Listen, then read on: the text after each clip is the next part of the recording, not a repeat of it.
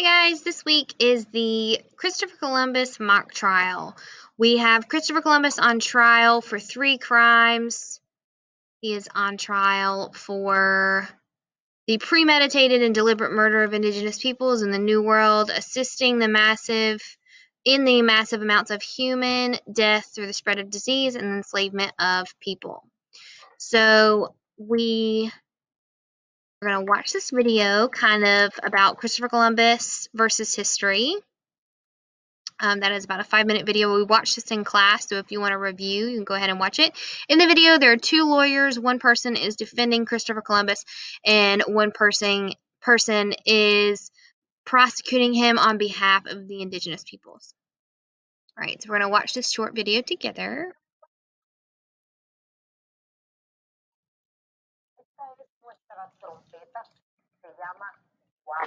La gente taína son la gente del Caribe, son la gente que la tierra del Caribe parió. Nosotros somos sus hijas y sus hijos. If you come from the Dominican Republic, Haiti. Let me turn up the sound very quickly.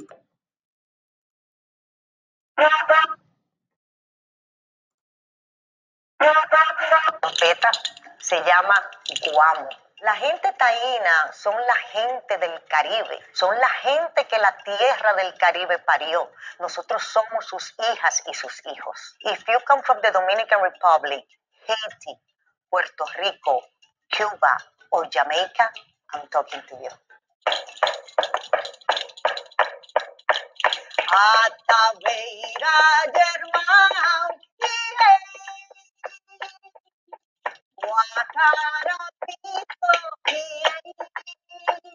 My name is Irka Mateo. I am a Taino woman from the Dominican Republic. I am a folk researcher, a Taino culture researcher, and I am also a singer and a songwriter. The Taino people came from the Amazon. They are Arawak. Before Christopher Columbus arrived to the Caribbean, it was populated by the Tainos, but they were also people who came from other places. For example, the antecessors of the Maya, the antecessors of the Olmec. Because, if you see the Caribbean, it is so close Cuba from Yucatan. In those times, it was also very active. People were very good in the sea, so they will take their canoes and they will go all over the little islands on the Caribbean, the north part of South America, the east part of Central America, and the south part of the United States. So this was very active, and there was a lot of exchange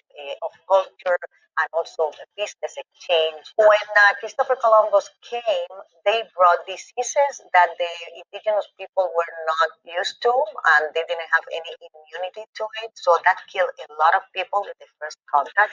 Then the treatment to the indigenous people was very bad. We were slaves, so we died also for all these bad treatments that we had. And they were stripped out of their culture, their language, their rights, their religion, their spirituality, and everything that conformed the Taino society. Even though this happened, we are still here. There are a lot of our culture in the countryside. And for example, the material culture, we still have our houses, the way that we used to have them 500 years ago. And also like the methods of fishing, the methods of hunting, and also agricultural methods. And also, there are many words of the Taino language that has come into the Dominican Spanish and even to the world. The word caiman, which is a type of a crocodile, comes from Taino, and we can hear this in the Dominican Republic and other places in Latin America, like Colombia. Se va el caimán, se va el caimán, se va para Barranquilla. Another word that we have of Taino procedence, canoa. Canoa, it's a boat where the Taino people used to go for fishing and also for traveling. Another word is our bed, hamaca. It's translated as hammock, iguana. is also a Taino name. The way that we cooked was barbacoa, and it translated to English as barbecue. Huracan, everybody knows what a huracan is. In English, hurricane. Manatee is this, we call it the sea cow. So it's this beautiful mammal that lives in the Caribbean and we all love. The word Caribe also comes from the Taino. They were the people who came from the Amazon and inhabited the Lesser Antilles. And it is also the name of the ocean, Caribbean. There is a delicious fruit called guayaba, and in English it translated as guava. Another word is tobacco, which was used just for ceremonial purposes and 4 times a year. It is a sacred plant that it was not meant to smoke it every day. This passed to English as tobacco. Actualmente en Nueva York hay un grupo que se llama Iguayagua que está actualmente reconstruyendo la lengua taína y entonces nosotros todos nos estamos beneficiando de más palabras y más palabras y de saber cómo construir frases, de nuevo recuperar nuestra lengua. O sea que hasta ahora les hemos dado estas palabras taínas, vendrán muchas más. Úsalas en tu vocabulario porque ellas nos pertenecen a nosotros, los y las taínas.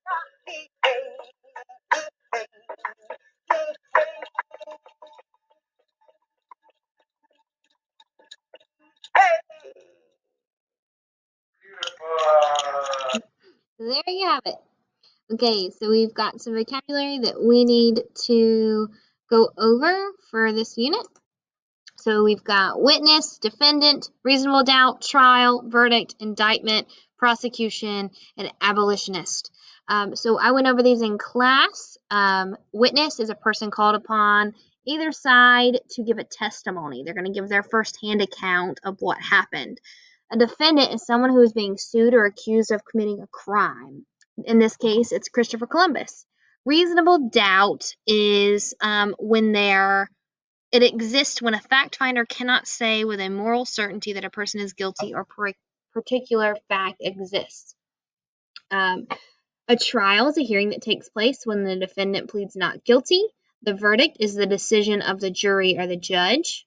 Indictment is a formal charge issued by a grand jury stating that there is enough evidence that the defendant committed the crime to justify having a trial. So in our class, Christopher Columbus has been indicted by the grand jury. Prosecution is the continuance of a criminal suit involving the process of pursuing formal charges. So we are in the process of a prosecution. Abolitionist is a person who fights for the end of the institution of slavery. One of your witnesses for this trial is going to be an abolitionist or someone who is fighting to end slavery. So here are your groups.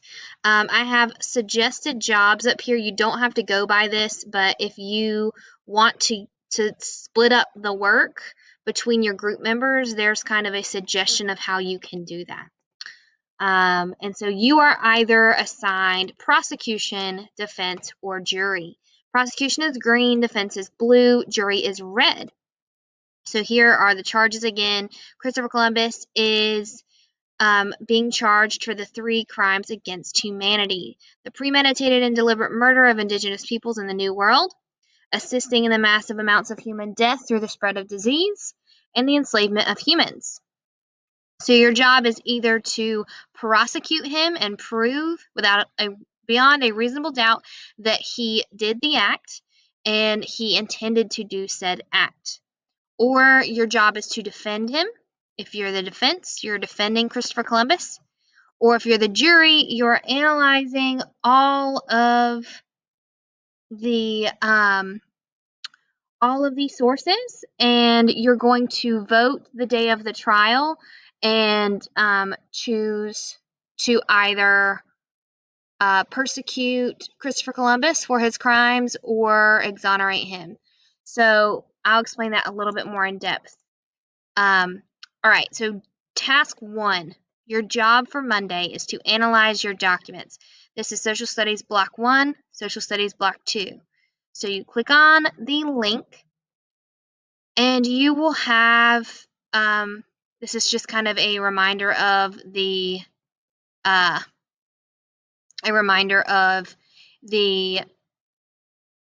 crimes that he is being tried for. Then you have 1, 2, 3, 4, 5, 6, 7, 8, 9 sources. And the sources are labeled. There are 4 for the prosecution and 5 for the defense. So say that I am a prosecutor. I start with my first one. I read, this is a quote from William Wilberforce. He is a British abolitionist or someone against slavery, and then a member of the British government. So I would read my source, and then I would go to my journal, prosecution journal final. This is what you're going to work on with your group. And so I would go to prosecution source 1 and answer these 3 questions about that source. Then I would go back and read my second source, which is a quote from Dr. Ryan Michaels, and then answer these questions on my slide. Each source has the same 3 questions. So, what evidence in this document supports your argument? If you are prosecution, your argument is that Christopher Columbus is guilty of the crimes that he committed. He's guilty of murder, he's guilty of enslavement of peoples, and he's guilty of, what was the last one? Assisting in massive amounts of human death through the spread of disease. So that is your stance as the prosecution. And the next question is, can you predict how the other side, the defense, will use this document against you? And then you can pull some quotes. So this is just kind of your research part. And you're going to do that for all 4 of your sources. And at the very end, you're going to read over the defense sources and answer the following questions for each defense source. Is there anything that supports your argument here? Is there anything, or no, how can you discredit or prove this source wrong? And do you detect any bias? Bias is whenever that source is leaning to one side. So I think one of the defense sources is Christopher Columbus himself. And so in that case, I would say that he would be biased because he is the one who is who is on trial. So he obviously is going to be in favor of himself. So that would be a bias. So if you are a defense, you are also going to do the same thing for your 1, 2, 3, 4 sources. You have a 5th source, but I'm not requiring you to answer questions about it. Then you're going to analyze the prosecution sources as well and explain how you can discredit it. Is there any bias? Does it support your argument? And these are just kind of your notes for like a rebuttal. And if you are in the jury, you first explain what reasonable doubt means. And if you go to the vocabulary slide, reasonable doubt is listed as one of those terms. It exists when a fact finder or someone who is like fact checking things cannot say without moral certainty that a person is guilty. So if you can doubt at all that someone could be innocent, then you cannot prosecute them. So you're trying to make your judgments without reasonable doubt or beyond a reasonable doubt. And to the jury, you're answering these questions about these sources: defense source 1, defense source 3, defense source 4, or prosecution source 1, 3, and 4. You're answering the same questions as the defense and prosecution are. And then you guys have open 5 questions to ask either the defense or the prosecution. These can be clarifying questions or whatever you think you need to know in order to make your decision. Here are some guiding questions. You guys don't need to answer these. These are just for your reference. And so if you're a juror, if you're a member of the jury, just think about who created the document. Was it reliable? Why not? Does it support the prosecution or defense? And then if you are looking at your own document, these are the same ones that you guys are answering, but be thinking about what bias exists and how to discredit that source. So that is how you complete the first day. You are going to be analyzing the sources. If you are in prosecution, and you're only working on the green slides, you don't have to work on the blue or red slides. You can delete those if you would like. The prosecution and the defense, because you guys will be speaking in the trial, you have an opening statement and 3 questions and a closing statement. So when we have trial on Friday, the prosecution will begin with their opening statement. This will be you're stating your argument, basically. You will say Christopher Columbus is guilty of the 3 crimes listed. Because, and then give certain reasons. You can ask 3 questions of the defense. When you ask questions during court, you're trying to pull out an answer that is expected. You're trying to make the other side look weak or wrong. So make sure that you're careful in the wording of your questions. These are just notes during class. Whenever you hear the statements from the defense, you can write down these notes. And then at the very end, your closing statement, you're restating your points, your main points. It's your last chance to get your point across to the jury. And the same goes for the defense. You guys have your, this should say prosecution right here, but that's okay. I'm going to change it. Prosecution.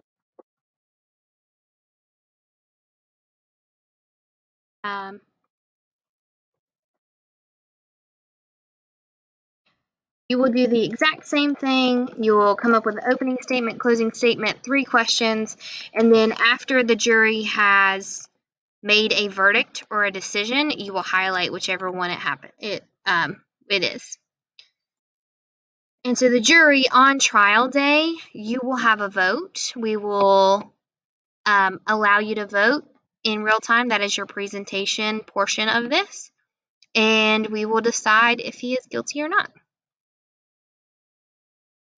And so the very last part, after you have answered the questions with your group, you have analyzed all the sources, we are going to sort of record using Flipgrid our videos. So I'll show you how to do that now. You will click on your class. It's either Social Studies 1 or Social Studies 2. You can join with Google. And you're going to record a response. So if you are recording your opening statement, you would click record a response. I'll choose the video, see if it'll work. Oh, it's okay. Record a response. Oh, it's not gonna let me because I'm already recording. Oh no. Well, I'll create another video here to explain. But you're gonna label, whenever you record the video, you can edit it. And you can add opening statement in as a text box to label the part of the trial. So that way we know when we're playing on trial day, oh, this is the prosecution opening statement. This is the defense opening statement. This is the defense question 1. This is defense question 2. And so that way we can play it in order. If you cannot record it, that's fine. I'll ask you to read it in class via the Zoom. So if this is not working for you and you don't want to record your video, that's fine. I was just trying to give you guys another way to present. So then Friday, we will have both teams present. Team 1 we have opening statements from both sides, prosecution and defense, to begin. Then team 1 asks questions, and then team 2 will consult with their group, and then they give an answer. Team 1 consults with the group for rebuttal, and then they give their rebuttal. This process repeats itself, so each team asks and answers 3 questions. Then we'll have our closing statements, and the jurors can ask their 5 questions. And then the jury, they deliberate and come to a decision. And then they announce their decision and explain why. I am wondering now if this is going to be able to be finished in class. And if it can't, then we will move it on to Monday. So at least we'll be able to begin with the opening statements and at least 1 or 2 of the questions. And then we continue the mock trial on Monday if we need extra time. Alrighty, I hope this clarifies some of your questions. If you have any questions, I will be on Zoom. Happy mock trial.